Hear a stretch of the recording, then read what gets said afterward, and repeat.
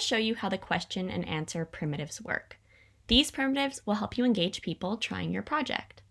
The primitive question displays a dialog box containing a question, a word, or a list. Then use the primitive answer to process what was typed in the question dialog box as the answer.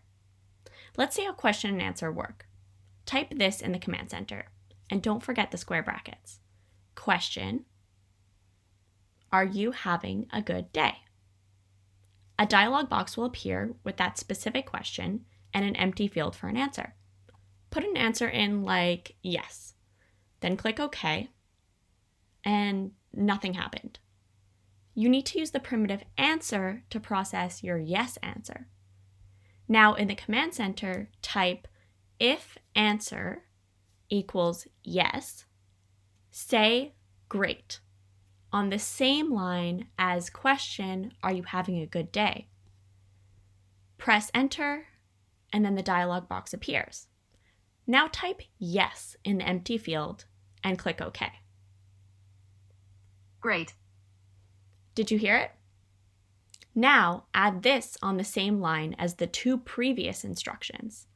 If answer equals no, say, I am sorry about that.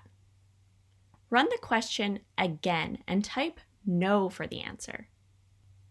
I am sorry about that. Did you hear it? Once everything works well, copy all the code in the command center over to the procedures pane and make a procedure like this.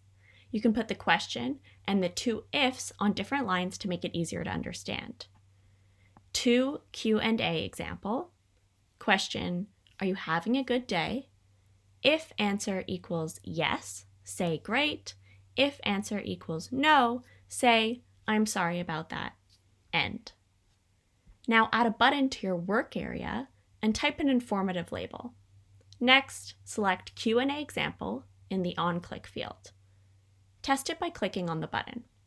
You can use question and answer for other things, like if the answer is correct, go to the next page, launch a sound or start an animation, or put a different clip art on the turtle. Remember to look at the Lynx sample project for question and answer. That's it for now. Thanks. Until next time.